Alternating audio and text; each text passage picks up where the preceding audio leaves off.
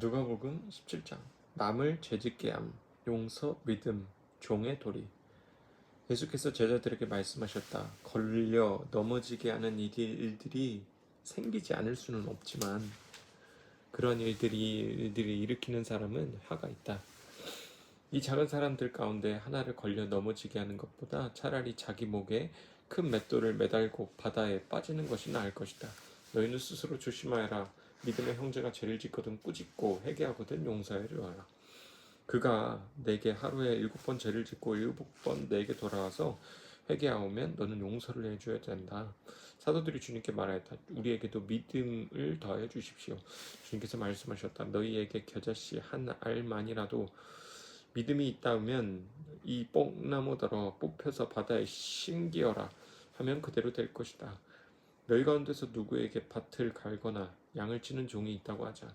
그 종이 늘 들에서 돌아올 때 어서 와 식탁에 앉아라 하고 그에게 말할 사람이 어디 있겠느냐? 오히려 그에게 너는 내가 먹을 것을 준비하라. 내가 먹고 마시는 동안에 너는 허리를 동이고 시중을 들어라. 그런 다음에야 먹고 마셔라 하지 않겠느냐? 그 종이 명령한 대로 하였다고 해서 주인이 그에게 고마워하겠느냐? 이와 같이 너희도 명령을 받은 대로 하고 나서 우리는 쓸모없는 종입니다. 우리는 마땅히 해야 할 일을 하였을 뿐입니다. 하여라. 10사람의 나병 환자가 깨끗하게 되다. 예수께서 예루살렘으로 가시는 길에 사마리아와 갈릴리 사이로 지나가시게 되었다. 예수께서 어떤 마을에 들어가시다가 나병 환자 10사람을 만나셨다. 그들은 멀찍이 멈추어서 서서 우리를 높여 말했다. 예수 선생님, 우리를 불쌍히 여겨주십시오. 예수께서는 보시고 그들에게 말씀하셨다. 가서 제사장들에게 너희 몸을 보여라. 그런데 그들이 가는 동안에 몸이 깨끗해졌다. 그런데 그들 가운데 한 사람은 자기의 병이 나은 것을 보고 큰 소리로 하나님께 영광을 돌리면서 되돌아와서 예수의 발 앞에 엎드려 감사를 드렸다. 그런데 아멘. 그런데 그는 사마리아 사람이었다. 그래서 예수께서 말씀하셨다. 야, 10사람이 깨끗해지지 않았느냐? 그런데 9사람은 어디 있느냐? 하나님께 영광을 되돌려온 사람은 이 이방 사람 한 명밖에 없느냐? 그런 다음에 그에게 말씀하셨다. 일어나 가거라. 내 믿음이 너를 구원하였다. 하나님의 나라는 너희 가운데 있다. 바리새파 사람들이 하나님의 나라가 언제 오느냐고 물으니 예수께서 그들에게 대답을 하셨다. 하나님의 나라는 눈으로 볼 수 있는 모습으로 오지 않는다. 또 보아라, 여기 있다.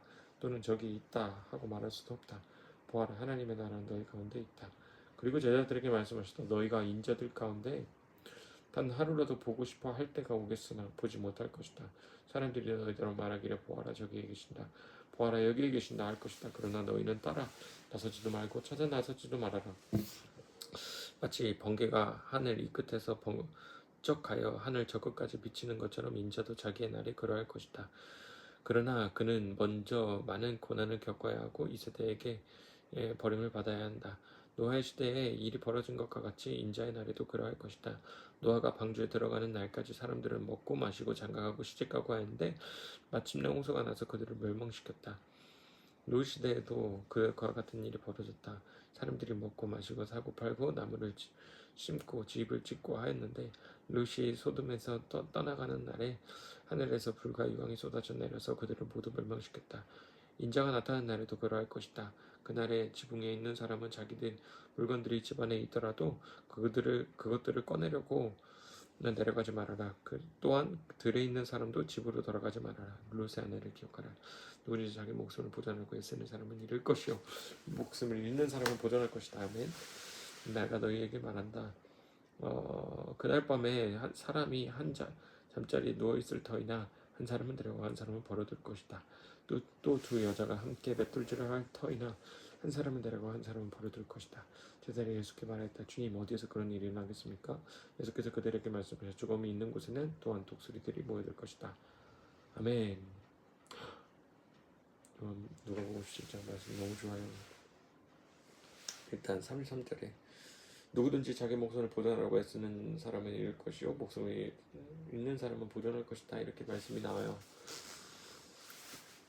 제가 요즘 욕을 많이 느끼고 있거든요. 생산일을 합니다. 제가 생산일을 하면서 제일 많이 느끼는 건 내가 통제할 수 없는 상황이 내가 일상을 살아갈 때보다 훨씬 더 다이나믹하게 강하게 일어난다. 그러니까 내가 통제할 수 없는 부분이 훨씬 더 많아진다는 거예요. 오히려 공부를 한다거나 일상을 산다거나 휴일에 하루를 계획하는 것은 제 통제권 아래에 있을 때가 더 많거든요. 근데 생산은 전혀 그렇지가 않아요. 언제 설비가 무너지고 언제 설비가 설지도 모르고 언제 누가 어떤 일이 일어날지를 모르는 정말 이 불가피한 상황이 연속적으로 반복적으로 언제든 일어날 수 있는 게 생산이더라고요. 근데 이렇게 되다 보니까 제가 내일은 원래 출근하는 날이 아닌데 출근을 해야 되게 되는 거예요.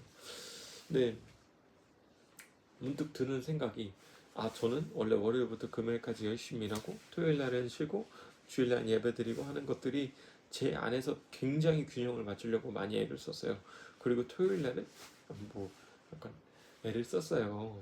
원래 그랬었습니다. 토요일 날은 나는 한 번은 이제 친구들을 만났다고 하면 한 번은 부모님하고 시간을 보내자, 이런 균형을 제가 맞추려고 했었거든요. 근데 이렇게 일을 하다 보니까 이런 생각이 진짜 많이 들어요. 균형 자체가, 내가 맞추려고 하는 것 자체가 교만까지는 아니더라도 무의미하다라는 생각이 들더라고요. 이 33점 말씀이 좀 저에겐 그렇게 다가오는 것 같아요. 누구든지 자기 목숨을 보존하려고 애쓰는 사람은 잃을 것이요 목숨을 잃는 사람은 보존할 것이다. 그냥 삶을 하나님께 맡겨라. 저는 그렇게 보이더라고요. 그리고 이건 다윗 목사님이 말씀해 주셨던 말씀이기도 한데, 그 노아의 시대에 사람들이 멸망할 때 그 사람들이 특별한 죄와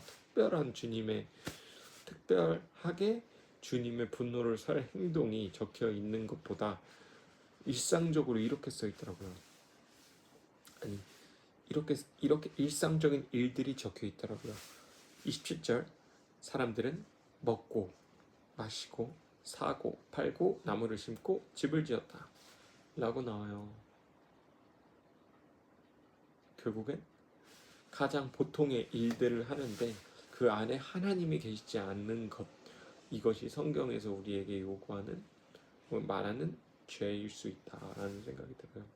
근데 그렇다고 하면 다시 점검이 일어나야 되는데, 이 점검에 대해서도 사실 할 말이 있어요. 요즘은 점검이 잘 되는지 모르겠어요. 오히려 요즘은 너무 긍정적이다.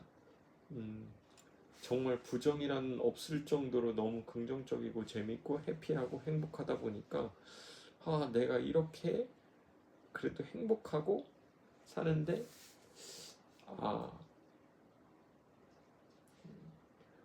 약간의 반작용이 일어날 수도 있는 게, 제가 블레싱이라는 마더 와이즈를 하고 있거든요. 이 상태 가운데 완전 고난에 있을 때보다 덜 은혜를 받을 수 있다. 그렇다고 하면 내가 좀 점검해야 되나 하는 그런 생각을 좀 하게 되거든요. 근데 사실 요즘은 진짜 즐겁고 재밌고 일도 재밌고 일상도 재밌어서 어떻게 점검해야 되나 너무 긍정적인가 하는 그런 생각을 요즘 좀 하고 있습니다. 하나님의 뜻대로 이루어지기를 기도하면서요. 또 16절, 15절, 14절에 보면 나병 환자 10사람이 이제 회복이 됐죠. 근데 그 중에 한 사람만 예수님께 와서 감사하다고 해요. 근데 제가 이것을 작년 8월 은혜의 샘터라는 교회에서 주최하는 정말 은혜로운 그 시간을 말 그대로 샘터에 다녀오면서 정말 은혜를 많이 받았거든요. 아마 전무후무하게 받았을 것 같아요. 아니, 나보다 더 받은 사람도 있겠죠. 근데 정말 큰 은혜를 받았는데 그때 하나님께서 주셨던 말씀이 이 말씀이었어요. 그래서 하나님, 저한테 주신 은샘에 영광, 은혜, 축복이 있습니다. 하나님, 모든 사람이 하나님 다시 찾지 않더라도 저 하나님께 영광 돌리러 오는 한 사람 되게 해주세요. 그렇게 기도했었던 기억이 납니다. 하나님 기억하시니 주님의 뜻이 잘 이루어지기를 기도합니다. 앞장에는 종에 대한 이야기가 나오고,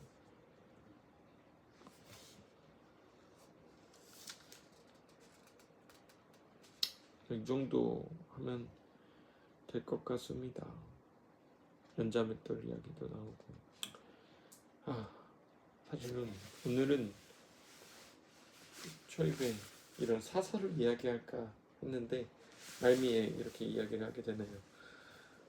10시 넘어까지 야근하고 집으로 돌아와서 막 씻고 현지 시간 11시 정도 될 거예요.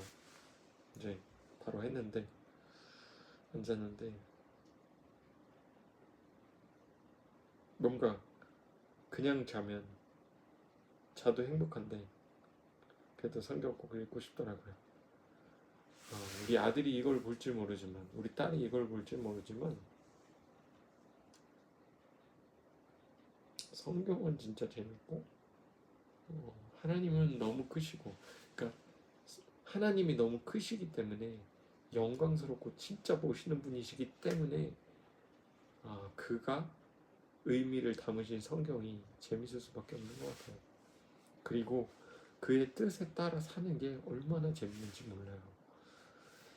사람은 어떤 약간의 위기의식과 누군가 뒤쫓아 올 때 초인적인 힘이 발휘된다고도 생각하거든요.